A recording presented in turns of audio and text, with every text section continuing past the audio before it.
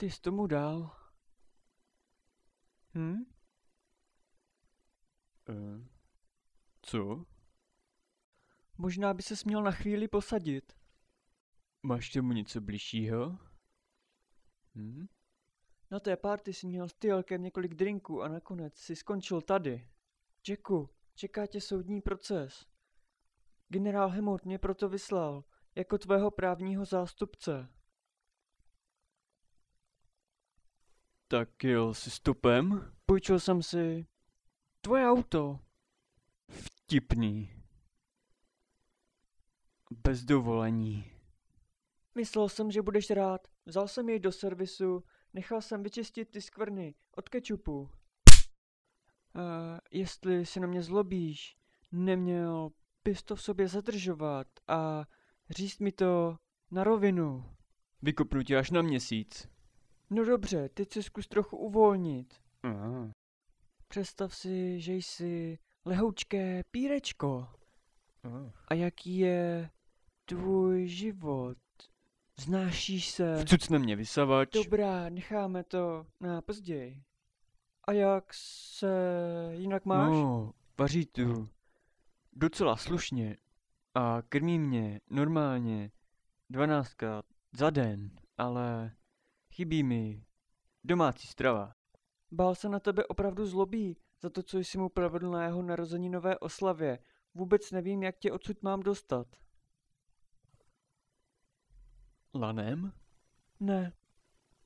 Tak, toto vypálíme do základu. Těžko. Proč? Kámen nehoří?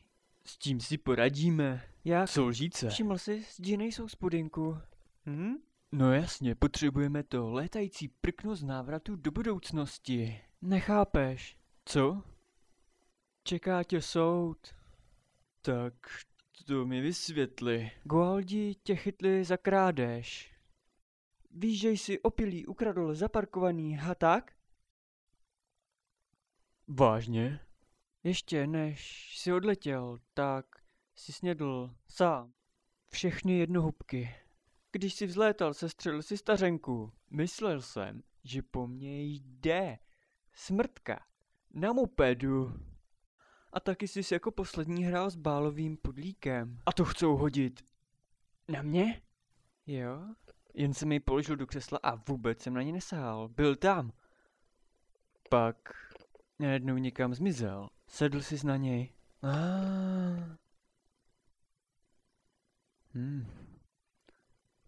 A mně bylo divné, že to křeslo pořád tak zvláštně vibruje.